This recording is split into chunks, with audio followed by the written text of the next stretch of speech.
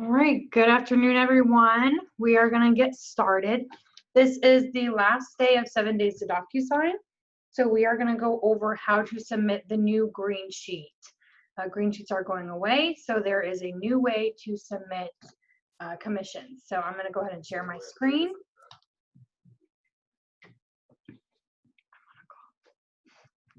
Who are you on call with? 7 days of Docusign. Hi. Oh, I thought Kathy was here. Nope. So let me find the screen.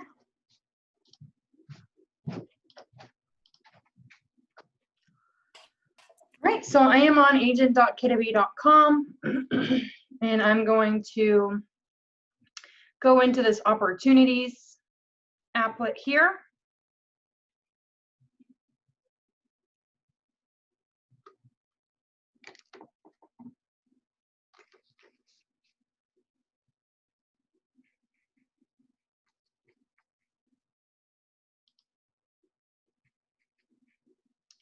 My computer likes to take a while.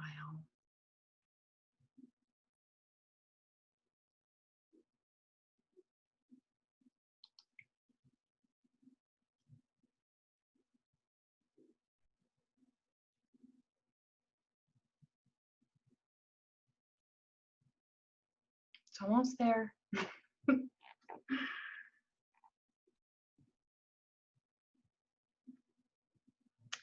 All right, so we are under listings and active. So I did want to show you real quick. So we're going to say that this is under contract because I'm going to submit commissions.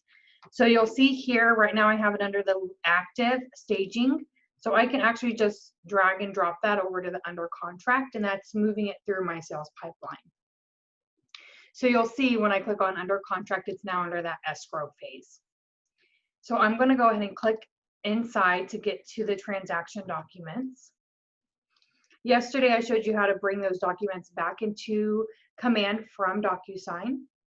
Today, we are going to submit the commissions, just like submitting a green sheet. It's a lot less work. So the first thing you have to do is have an accepted offer. So you'll see this offers tab here, and you'll notice commissions is grayed out. So it doesn't let you click on that. If you scroll over this eye, it will say you will be able to view your commission when you have an accepted offer. So the first thing we have to do is do an offer. So we're going to click on offers, and we're going to click add new offer. Now there's a couple ways that you can use this offers tab. If you're in like a multiple offer situation, you can go in here and put every single offer if you want, and then you can do a side-by-side comparison. The next way that probably most agents will use is the executed contract offer. That's putting the offer in there once, and that's going to be that final offer. So I'm going to rename this offer as executed contract offer.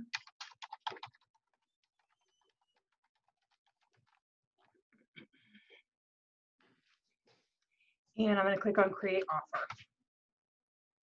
Now you'll see some of the fields in here will be for that multiple offer situation. So we don't have to do all those fields. So I'll just go over the fields that we need for that commissions tab. So this is the offer date. That's what I just named it, the version name. The offer date, we're going to say today. The close date, we're going to go ahead and put in a month from today. And then we can go to the next section that says parties. So the only information you need on here is the buyer's name or a seller's name, whichever one you're not representing. And then the associate's name, so that representation of that seller or buyer. So I'm going to put Bob Buyer in here. And I'm going to put agent Annie. Everything else on your side should come through at whatever you're representing. So either the seller or buyer information should already populate. So next we're going to hit terms. This is where you'll see some of those fields that are important for side-by-side comparison for multiple offers. The only thing we need as a market center on this, this section is the sales price. Now you'll see if I click on here, I'm clicking and I can't enter a sales price. That means I have to do these two boxes here. So whatever they're putting down, so let's say they're putting $10,000 down. And let's say they're going to finance the rest amount, which is $190,000. So you'll see when I enter those two in those two boxes, it will come up with that sales price. If you don't know how much they're putting down in cash, you can just put the full amount and finance amount. It doesn't really matter because we're going to end up closing it on our side, and we're going to change it if we see something different on that the sales side. So that's the only information that we need on our side. If you wanted to put more information on here, like the earnest amount, you're more than welcome to. Option fee, we don't really have that here in Florida. That's for other states. Termination option, that is for, excuse me, that's for the inspection period. And then seller's costs, if they're going to contribute to any closing costs, you can put those in there as well. Those fields are more, like I said, for that comparison that you can do if you have multiple offers. So the next thing is agent analysis. So this is where you can put your pros and cons and a little summary about the offer. And like I said, this is again for multiple offer situation where you can do pros and cons for each offer that you receive. So I'm going to save that. So the, excuse me, the only information that I put in was, of course, the close date, the contract date. I put in the buyer's name, the other agent's name, and then how much the contract is for. That's really all I put in. So the next step is, like I said, you have to accept that offer for this commissions tab to go live. So I'm going to accept, and you'll see it loads a little bit, and then this commissions tab will now be clickable. So when you click on that, there is a little bug here where it doesn't pull the contract date, and they are aware of that. So you'll just have to put in the contract date again. Everything else will pretty much populate.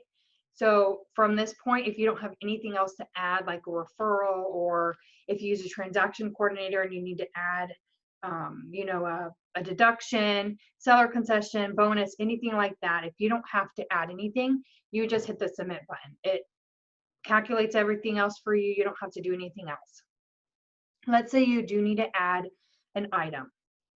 We can go down here, and I think it's blocked. Oh, sorry, it's up here. They moved it. Right here. Right under check amount, you'll see add item on the lower left. So let's say I need to add a transaction company that I use AssistaPro for transaction to close.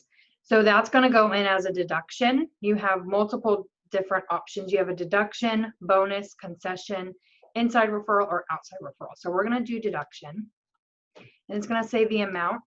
So we're going to put the amount in there. You don't need to put the tax ID in here. It's not a required field. For outside referrals, that is a required field. So we do, as a market center, ask you to supply that to us. So that will be required, but for a deduction, it is not. Description, you can put AssistaPro.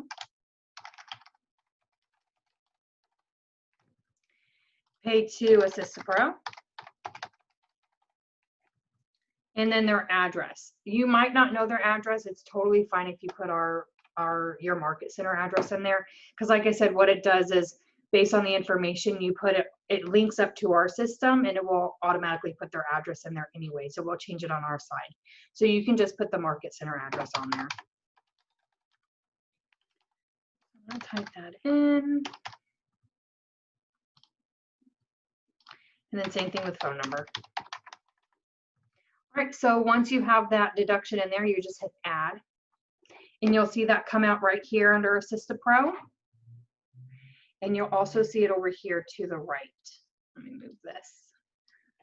So this is live data. It will show you what your cap is and what your company dollar is live. So you'll kind of expect what check you're getting and how much you're getting. I know on the green sheets, it's not live data. You're kind of guessing what your split is, if you're capped or not, etc. So this is live data.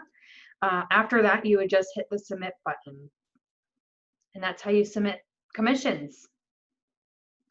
Does anyone have any questions? And make sure you unmute yourself if you do.